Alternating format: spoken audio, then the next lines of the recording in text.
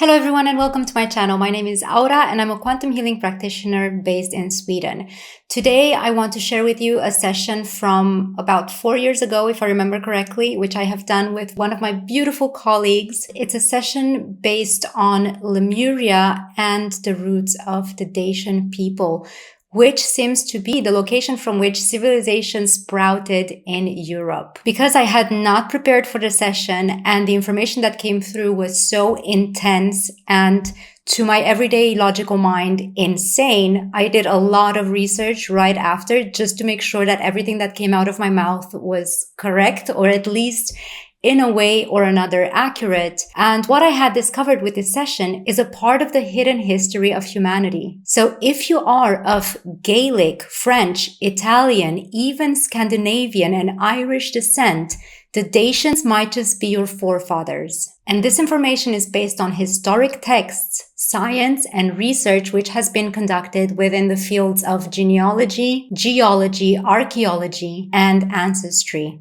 According to Herodotus and other historic writers of that time, the Dacians were about 2.5 meters tall, that is 8.3 feet tall, and to quote him, they were the bravest and most righteous of the Thracians. They were masters of natural medicine. They were stating that the body cannot heal itself without involving the soul, as they perceived the body and the soul as a unity. They believed in immortality and saw death as a transformation. They were the only population in human history who did not have slavery, and they were one of the very few people who never sought to conquer other countries but fiercely protected their own. They lived equally among each other as men and women and in harmony with nature, and whenever invaders would come their way, they would treat them as kings and queens. It is said that their prisoners of war would receive food on golden plates, while the Dacians ate from clay and wooden objects. They were master mathematicians, warriors, and craftsmen. They are the forefathers of the vulgar Latin language,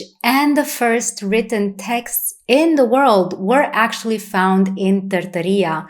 They are called the Tărtăria tablets, and they predate the Sumerian tablets by 2,000 years. Of course, all of this information is top secret. Nobody wants anybody to know this. These mysteries are lying dormant in the archives of the Vatican, among other places in the world. But we do have access to this information as it is stored within our DNA. Through meditation and through these types of work, such as quantum healing hypnotherapy, people remember who they truly are. We go back to our roots and we can find out everything as we tap into the universal pull of consciousness in order to heal and liberate ourselves. So if you're ready, grab yourself a cup of something yummy and follow me on this trip down memory lane. Thank you.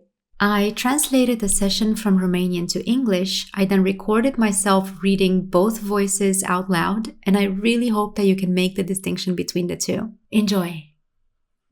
Where are you? I'm a child, a very happy child.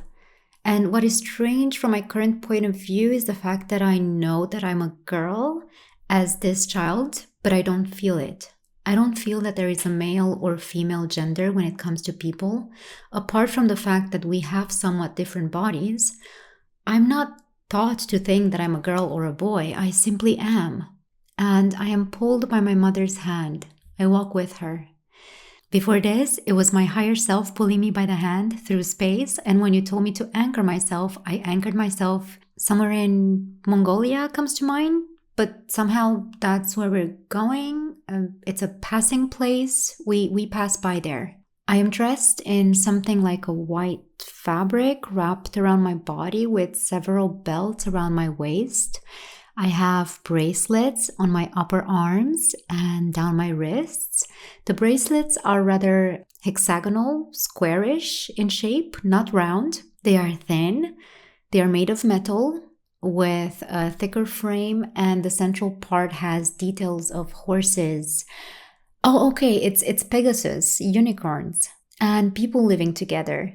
It seems that the time of living with fantasy beings is either ending now or has just ended. I don't know exactly. I feel them very close. The presence of the phoenix bird, the unicorn, the Pegasus, the fairies, They are a part of us. We live together. As if this period is about to end. I don't know, I feel like crying. And our goal is to go on the other side of the Black Sea. Right now, I feel like we're passing by the Caspian Sea. And how are you going there? On foot? We have carriages, yes. I have sandals on my feet. Oh, and we are levitating. And where do you come from? Asia, as if from the sea, from the ocean. I walked a long, long way. And why did you leave? Because it's over. It's time to leave, to expand. What is over? I have the impression that it's Lemuria. It's strange. I see iridescent colors that we left behind, that evaporated.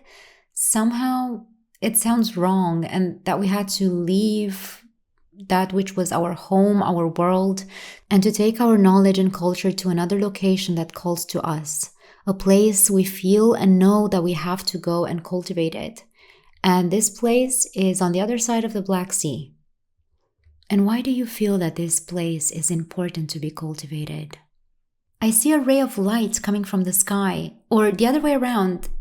It is sent from the earth, from that place to the sky. It is a very powerful energy that is about to give birth, and the planet, the earth, is ready to be inseminated. It is the next energetic center of wisdom and evolution that must be cultivated. It's strange, but it seems that Europe, as we know it, begins here by the Black Sea. Some of us stopped in Asia, like China, Japan, Korea. We are seeding our culture in certain places on Earth now. The culture from our previous home, Lemuria, which is no longer there. It is simple evolution. The fact that it no longer exists is not necessarily something bad, as everything has to evolve. And so we move on and do what we do best to evolve and expand our knowledge in other places on the planet. Beautiful. And how do you choose who stays where? The answer that comes to me is genetic codes. The planet has her own genetic points, such as the chakras, and certain genetic structures are compatible with certain chakras of the planet. It feels like it's a compatibility that makes everything bloom when the energy comes together. Like when you put a device in the socket to turn it on, but each device has its designated port or socket. You cannot plug in a USB cable directly into a normal socket, or as each brand of phone has its own charger. And that's why people with a certain DNA structure must go to a certain location on the planet with which they are compatible. So it's related to frequency and resonance? Yes, exactly. The compatible energetic resonance regarding and containing the necessary soul blueprint, essence, signature, and wisdom from an energetic point of view. And so your mission was to move on? Yes, some of us stayed in Asia and others, we, went further to Eastern Europe. And if I may ask a question for Aura, is she drawn to Asia because she passed through there or lived there? Yes and no. She passed by, but then she passed by again. She has other aspects of herself, other parallel lives in Japan and China. And now I'm getting really curious because all the esoteric cultures in Asia, China, Japan, their connection with the dragons, for example, does it come from Lemuria? Yes, and this is why we also have the Dacian wolf, which is a dragon, half wolf, half dragon. A dragon with a wolf's head. The Dacian symbol represents our transition. It's so nice that my ego has these aha bells ringing now. So as I was saying, this world just ended, but we still have the Pegasus bracelets, the phoenix bird, and that's where the Dacian wolf comes from. We honor our history and the period of time we shared with these majestic beings, which today are taught to be fantasy, but in fact, they were a part of our reality. So, are you saying that the Dacian wolf is actually not fantasy, a myth, but it did actually exist? The Dacian wolf is a combination between the New World and the Old World. It is the wolf belonging to this era after Lemuria and the dragon belonging to Lemuria. It's the same way that today we learn to unite duality, the masculine with the feminine, the negative with the positive, and to perceive their unity and not the difference between them. Such is the Dacian wolf. It is the unity between the two worlds, the old and the new, which in fact are not old and new, but always coexist, echoing each other, interconnected and interdependent. Interdependent, I think? Yes, interdependent, because what is one without the other? And now, if we move forward in time, you go through this Asian continent and now you arrive at the final location where you decide to settle. What is this place? You said before that I was walking through the Asian continent and I thought, yes, I was walking through the desert. But then I was corrected that no, it's green.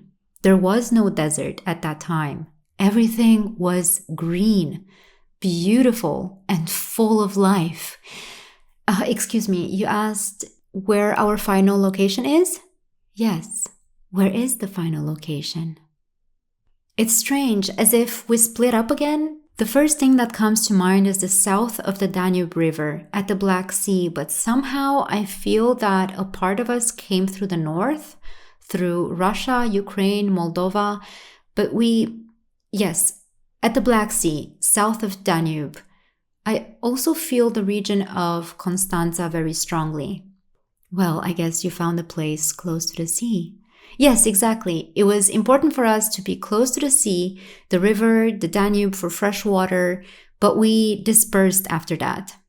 Is it related to what you said earlier, that everyone will go to the location with which they are compatible? Yes, but somehow there's something that is there around the Carpathians that is very important.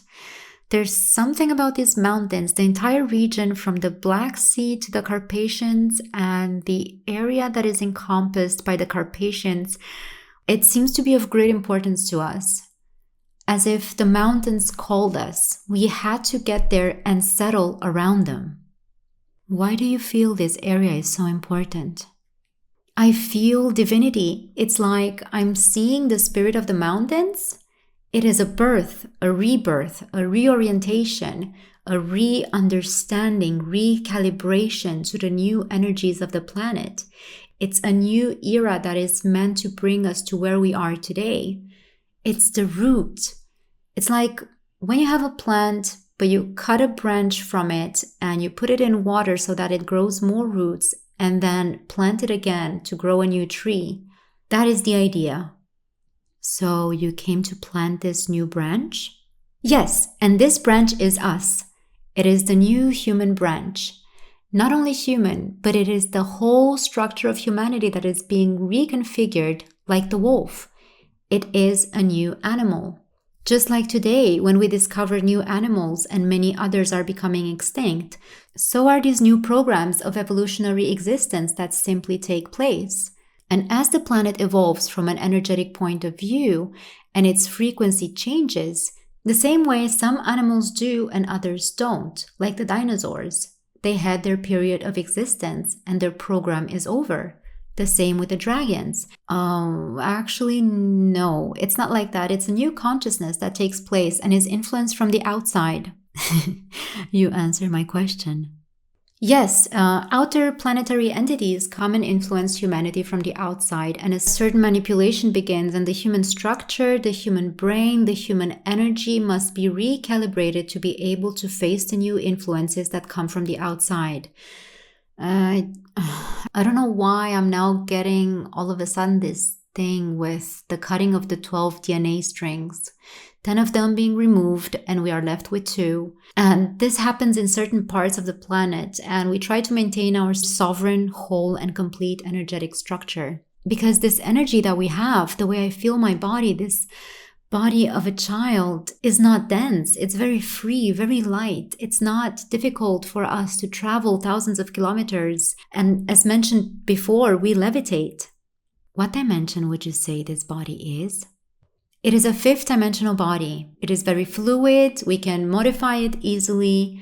We can modify time. We have the knowledge to work with energies, to play with our realities. We have very light bodies. I'm thinking about our diet now. We have a very light diet consisting only of fruits, plants, and vegetables, but not the heavy ones that you know of today. Instead, these veggies that are more water than anything. Everything is very fluid and simple and resilient at the same time. And we live much longer than people live in your times. We easily live thousands of years. How old is this child? Mentally, 10, but chronologically around 100, 95, 100 if we are to count in today's human years. We don't count time, and it doesn't affect us. It doesn't captivate us. If it's day, if it's night, all of that is simply natural. There's nothing that limits us. We don't stop walking just because it gets dark unless we are tired. Likewise, if it rains, we don't take shelter. It simply rains, just as the sun simply shines. We are not restricted by nature the way humans allow her to restrict them nowadays, but everything simply is. And we are in harmony with all that is. Everything is much easier. We don't have today's problems. We don't worry. We don't think that we have a long journey ahead of us. We don't have cars, trains, planes. We walk. And when we arrive, we arrive. And do you have the possibility to teleport? Yes. And then why is it necessary to travel this way if you can teleport? We honor our being. We honor the fact that we are humans here. We know who we are. We know where we come from. We use our teleportation skills for when we want or need to go on a galactic ship, for instance. We teleport when we communicate with others, other species, and when we go to meet beings inside the Earth. So we teleport when we want to go inside or outside the Earth to meet our friends. As long as we are on Mother Earth, we honor the fact that we have a body and that we are human, even though we are what you would call superhumans, which would be an incorrect term because you are superhumans as well. We are no different than you. You can do absolutely everything that we can do, but we are very much grounded and we honor our life here. Earlier you mentioned the DNA. How many strands do you have? All of them. And how many are these? 12. It seems like some have more, but this is... I feel like saying our gods have more, like Zamolxis, for example. I don't know why his name came to me. Oh yeah, but priests and priestesses who are like ambassadors that establish our connection with all other species. In your group, could you connect with one of these people, a priest or a priestess of yours? Now I saw myself as a child running to the person in front of me. It is a woman dressed in a robe with a large white hood. She walks in front of everyone else. She also has a staff in her hand, which is made of wood with a crystal on the top at the end. And what is the role of this staff? It is the connection between the energy of Mother Earth and the cosmic energy. Being made of wood, it is of the earth, and this crystal also comes from the earth, but it contains energies that come from outside. Somehow this staff harmonizes all energies. It is also to create harmony between the cosmos and the earth. So, a connection and harmony. And I feel that she wants to say something to this little girl. That she is the same. This little girl? Yes. And what is her name? I get Ra. So, Ra is a priestess in the making? Yes, Aran? Yes, but I see her as a tree. This little girl? Yes. In what sense? I see her as a tree with a very thick trunk and a very wide crown that is very rich with many, many branches. The kind of tree through which, if it were to rain, it would not rain through it, which can shelter many souls. I feel like this image is a metaphor, or? Yes, a kind of protector for the times to come. For now, she is a carefree child. But harder times will come, and she will have to become this massive and strong tree that will protect everyone and won't allow for the rain to touch them. Rain being in this case something from the outside, which is not something positive, and all of this being the future of this child. Thank you. Since there are so many things I would like to ask them, I will let them show us what we are ready to receive as information today. Maybe to answer the question, why do we feel the need to connect with them now? Why this Romanian location? Because it's time. Why is now the time? Because it is time, exactly as you said before. The cycle reconnects to continue. There was a disconnect during and before the Middle Ages. My ego wants to say a horrendous and grave disconnect, but it was not horrendous or grave, but somewhat necessary, because everything has its purpose for us to remember who we are. And now we have reached the moment of as above, so below. Now I see Ara or Aran as this tree, and I see another tree identical to it coming from above, which is us. Right now, right here in the present moment. The tree is upside down and the branches intertwine and everything kind of becomes a trunk that connects everything. This is the present today, and this is the tree that she created and became back then to protect herself and to protect that culture from the Dark Ages. Not only to protect, but to maintain and preserve the information of the blueprint and soul essence, which is now ready to be accessed by each and every single one of us, as we now have reached that energetic compatibility. Even the density of our physical and energetic body and the reality around us, everything is ready so that we may now reconnect with that history and that part of us, these aspects of ourselves. And why is it important to connect with this part of us? To continue the evolution, to continue what we started. There was a stagnation which was needed, just as when you are born you forget everything in order to then find the courage to create your own path. Just like the turtle, which after birth, the baby turtle must endure many trials to survive from the nest on the path through the beach until it reaches the sea. So was this time of the Middle Ages that brought us here.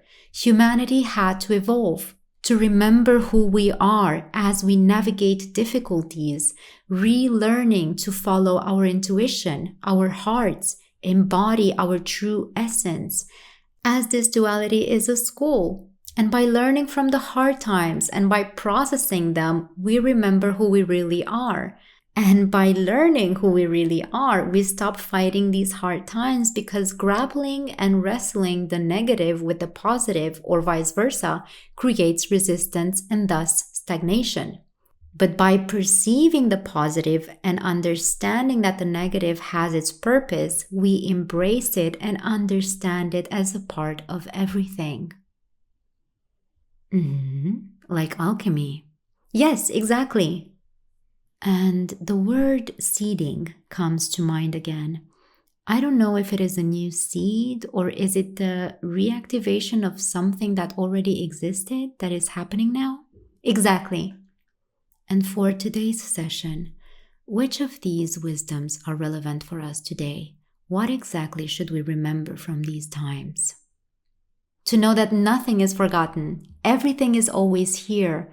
All this information has always been and is always available to us, and that our so-called past lives, these fractals and aspects, live in us, through us, now. It is not a lost time of the past, but they are very much present right now. They are another aspect of the present moment, and through these sessions, we and you and Aura and anyone who would participate in this type of work in any way by either performing these sessions or listening to them, we merge with our aspects from those times and places. We become united and whole, just like the Dacian wolf, which is both wolf and dragon. We become a unit. And this is just a step in our evolution, to remind us of all of our fractals, to be able to unite them to continue our evolutionary path. And I want to ask you about this version of the new Earth. Is this version merged with Lemuria and these parallel lives? I don't know if you understand the question. Yes and no, because through this fusion, we create something new. Everything is always recreated. Although nothing is new and everything already exists, it is rediscovered. Everything already exists. Everything is source, and source is everything, and everything is existence. Always whole and complete. And the void is a part of source. And source, existence, rebirths and reinvents itself continuously. And at the same time, this continuous rebirth is something that already exists. It is a rediscovery of all that is, of the endless infinite, rediscovering itself infinitely. By merging all the fractals of ourselves, we are reborn into a new existence, and everything happens on a personal level, on an individual level. When the individual gathers, recognizes, and embodies all fractals, and is aware of the infinite aspects of which one consists of, then the individual is reborn. And with the individual, the reality around them is reborn. And this happens automatically and instantly. Thank you. How could someone who feels that they have a bond with these ancestors connect with them? Through the heart. All information is stored in the heart. Not by trying to go somewhere outside the body to a specific historical place, but through introspection, by diving deep within yourself, within the heart, and exploring everything from there and finding yourself in these times and places. So, not going within that time to find yourself, but finding yourself within that time. After countless attempts to reach nirvana, meaning to be liberated from limiting beliefs and illusions and be reunited with our true essence and unique blueprint as one with the universal consciousness, by searching for nirvana in meditation outside of himself, he never found it. Buddha found and remembered nirvana by going within. And because our ego and our minds have doubts, is there a signature that could convince someone that they are indeed connecting with these aspects of themselves? It is very simple. Only the human mind overcomplicates things. First of all, you may want to surround yourself in an energetic sphere made up of the energy of your highest expression and set the intention to connect with your soul essence as a fractal of source.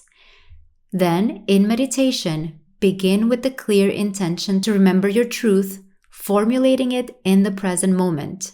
Then relax by diving into your heart space and allow for the information to come your way. The first knowing that comes your way, the first answer, that is the correct one, always.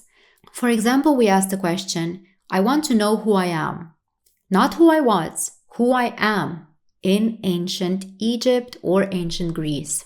Then allow for the ideas, thoughts, sensations, feelings, knowings, images to show up intuitively. It does not matter how you receive the information, because many expect visual images, they expect to hear voices or for something extraordinary to happen. No, it's much simpler than that. We answer these questions ourselves because we are talking to ourselves. When you talk to your higher self, you talk to yourself.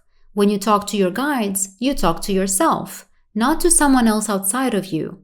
Our soul, our heart, our DNA contains and stores the information of the entire existence, including the future and all the infinite aspects of the future, as well as there are no portals to pass through, as you are the portal or whatever experience or truth that you are seeking. So the easiest way is to go with the first answer that comes. If you ask a question, who am I in ancient Egypt? And a perception of a fighter comes to you, then that is the first one. Don't start thinking that maybe I was a princess, maybe I was a king. Just perceive the fighter. Go with the fighter. Focus on the fighter. What does this fighter look like? Do they have a weapon? Do they have a shield? Is this fighter perhaps a farmer? Focus on all the aspects of the information you receive, and the more you focus, the more you trust the information, everything expands and unfolds from there. You just have to trust. As long as you don't trust and block the information by letting the mind intervene, awaiting or hoping for the answer to be something else, you won't get anywhere. You have to trust yourself and the answers that you receive from yourself, which come to you through your intuition. The first intuitive answer that comes to you is the correct one, and then you go from there. Concentrate on it, and everything unfolds. It may happen that the first answer is not 100% complete, and if so, you will receive more clarifications as you explore your consciousness with the intention of remembering your truth. And sometimes, bits and pieces of the information are being withheld if we are not ready for them. Thank you. And to correctly understand the Lemurian community, are they the ones who laid the foundation for the Dacian community? And what happened between these periods? Yes and no. I feel that there were also those from Atlantis to the south. Those from Lemuria were in the northern part of Thrace, so of the Dacians, and in the southern part, there were some Atlanteans. We met here and lived together, and we all know what we have to do, what tasks we have, which is to protect our knowledge and sovereignty. We are a culture of 4th and 5th dimensional people. We are a mixture of beings who live harmoniously with each other, and because many of us are so serene and live lovingly in unconditional acceptance, it was easy for those who came from the outside to eventually infiltrate, as we welcomed them with open arms, helping those in need, sharing everything with them, and thus they saw an opportunity to use and take over our power. A power that does not even exist in our world. We never perceived anything as having power over us. Power was everything. The power of the planet, the power of our heart, our bodies, our energy, the power of life. But they saw power differently and took advantage of our way of living and being. And these beings who imposed their agenda, who could you name? Anunnaki. But the information is much broader than that. Not only the Anunnaki, they are only a part of these combined powers, but the Anunnaki prevailed. Is there a connection between ancient Egypt and the space where this community is settled? The Dacians and the Thracians? Yes, the Thracians were also people from Atlantis, just as part of the Lemurians stayed in Asia and others then came to Eastern Europe. In the same way, part of those from Atlantis went to South America and to Egypt, to Morocco, to Greece, Western Turkey, Bulgaria, and the south of Danube. And the Anunnaki followed the same way, with them ending up in Mesopotamia. And yes, the connection between Dacia and Egypt, I perceive it as a silvery golden energy. Gold is the middle part of it, and a greener energy seems to come from Lemuria, and a more silvery energy from Atlantis, which connecting them creates a golden energy. It's like the connection between the cosmos and nature that, when combined, creates harmony, this golden essence. And this image came to me now as there are these grids on Earth. One of these lines connects Egypt with this place. Is it so? I feel like saying yes spontaneously, and my ego is asking questions. That's very good. And my ego wants to know if it has anything to do with trading, exchange of energy, and interest in culture. We want to learn from each other, like Nia, for example, who left Lemuria, went to Atlantis, and arrived in Egypt. We are all interconnected. We all knew each other. We are of the same mind. We are happy to see each other. And here is the meeting point. Like a family gathering after hundreds of years. We share what we have learned along the way over time. We share our stories. Where is here? Between Egypt and northern Romania. Today is Greece, western part of Turkey. So it's Romania, Bulgaria, the Balkans, Greece, Turkey, towards Egypt. Yes, here we meet to share what happened and to plan the future, to talk about the next steps, what we can do to maintain our essence, our knowledge, our wisdom. And what is the role of the Carpathians? I feel that they are alive as an energy center where the consciousness of the planet is very strong, through which it opens up. It can speak, tell us about her needs, because in Lemuria, we were connected to Mother Earth in the way that we knew that we were part of her. We were an extension of her. Just as a tree is part of Earth, so are we also rooted in her and are a part of her. In Lemuria, we were very interconnected with her needs. Stepping on the ground, I could feel and hear her. I could feel her heartbeat, her pulse at any moment. I would know her stories. We communicated with her every moment of our existence. And this location on Earth allows us to have this connection. It's like a heart. The heart has certain veins through the body, and some arteries have a bigger flow of energy than others. Likewise, the heart of Mother Earth feels stronger in certain parts than others on the surface. In Lemuria, her pulse was very strong, and so we had to go somewhere where we could feel her again in the same way. And these mountains, the Carpathians, are such a center where her pulse is very strong, a main artery. And here she communicates very easily with us. Is it a specific location or the whole area? The Carpathian area, these mountains, it's not a certain location, because we have this human tendency to find a place, to call it holy, and to attach ourselves to it. It's all the way from the north to the curb, then to the south, to the west, and everything within and around them. And you were talking about these arteries. Is Danube an artery? Is it like the Nile in Egypt? Yes, just like the Nile. It's a very important flow of life. So is the Danube. And Egypt is also such a point where the heart of the planet extends to the surface. And I wanted to ask you about the keys that we carry within ourselves and the information that is within us, which we must decode. Can you tell us more about it? The keys are in our soul and in our DNA.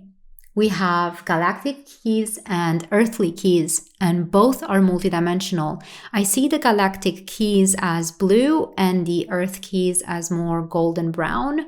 Some of us carry galactic keys and some of us carry earth keys that come together through the interaction between us. And the planet has her own keys, as she is a living being just like us. It's like a soup of information from which I don't know what to choose.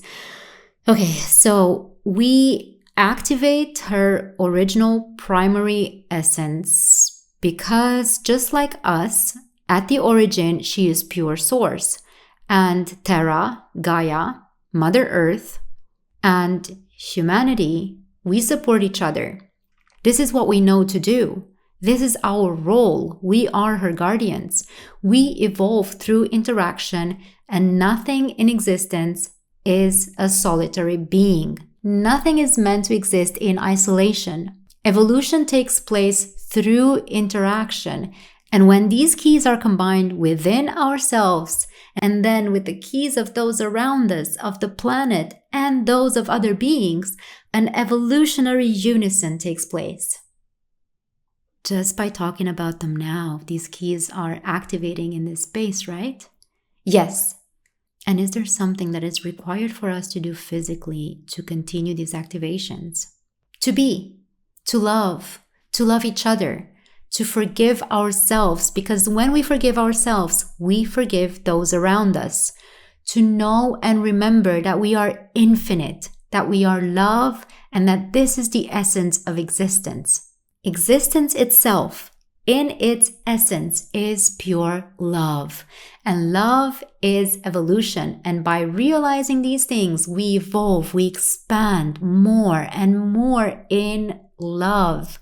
And this expansion has no limit, just as it has no beginning. We have to trust ourselves. This is the most important thing. To trust that we are perfect, to know that there is no such thing as imperfect, that this is a human concept, and that it is time to overcome it. This is not about hierarchy. It's about liberation. Let's stop telling ourselves that we are not perfect. It's not even an excuse. It's something that keeps us chained, silent, afraid, and ashamed. Ashamed of ourselves. Why are we so self-critical and ashamed? So that we may hatch out of our shells. Just as the butterfly is first a caterpillar and seems to have a rather slow and cumbersome life, and you have to drag your body along until this transformation of a free and glorious butterfly takes place, and then you have a short but extraordinary and valuable life. And this short life, when you have the impression that it ends, it actually continues. It does not end. Nothing ends. There is another transformation that follows. And it was needed because certain versions of this planet chose to have a denser experience in order to get out of it. It was somehow the choice of Earth. It's strange. So what comes to me now is that her choice was to go through this more difficult evolution and test herself to see how much she can create, how much she can give. Just like we test ourselves. No one else wants to test us from the outside, but we test ourselves to see how capable we are of remembering our infinite power. Mother Earth did the same. And at one point she needed help, but it seems to be much more complicated than that because there are many versions of realities and everything is based on acceptance and unconditional love. Earth and the life on her accepted that these outside entities would come, live with us, even destroy her through atomic wars. And all of this was a test for her to see how powerful she is and for her and us to know and feel the love we have within us and the unconditional love and acceptance that is the foundation of this plan and this test. I don't know if this makes any sense.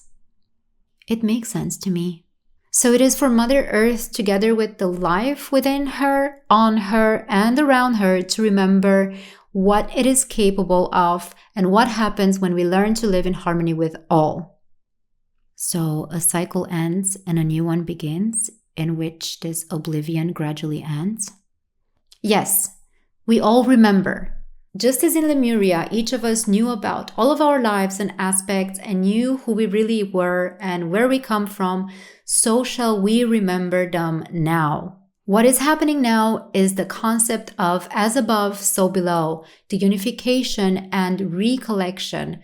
More and more children who are born today, especially in these regions, are born knowing who they are, where they come from, who they will be, and what their plan and mission is.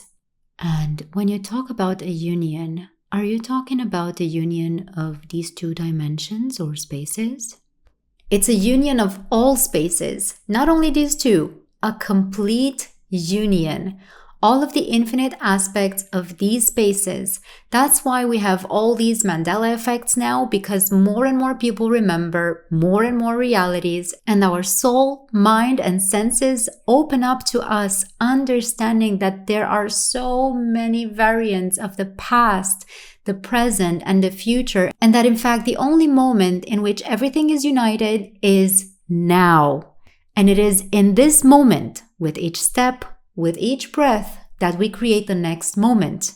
And we do that by somewhat knowing all the options, but without obsessing about them, about the future, but instead learning to create them in the moment of now by acting on our greatest passion, by living our joy with acceptance, with unconditional love for ourselves and everything that surrounds us. It feels that we are slowly reaching the end of our session, and I would like to ask if you have a final message. To be, simply to be.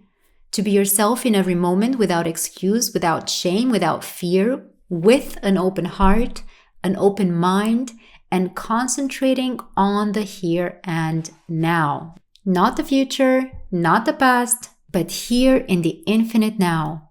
And to remember and always know that you are perfect. Always. Everyone, everything is perfect just as it is. Would you like to say something specifically related to our present time and space? That it is in bloom. I see it as a crystal lotus that opens and that accepts itself and sees itself for what it really is. Let's remember the power within ourselves, who we really are, what our roots are, and that we don't depend on anyone for our infinite beauty and our infinite perfection. We are divine. We are all part of divinity, of source, meaning that we are divinity and source. Let's stop bending our backs in fear and leave arrogance aside because it doesn't solve anything. We are to simply love, remember who we are, and just be. Thank you very much. Is there anything else you would like to communicate that I did not ask in this session? Everything is felt. Everything is already known and felt, and you can feel this expansion. Aura feels it right now. It takes place in and through the body, in the fingers, the veins, the nerves, on all levels and through all energy fields. And that's all that is needed. Thank you very much. We thank you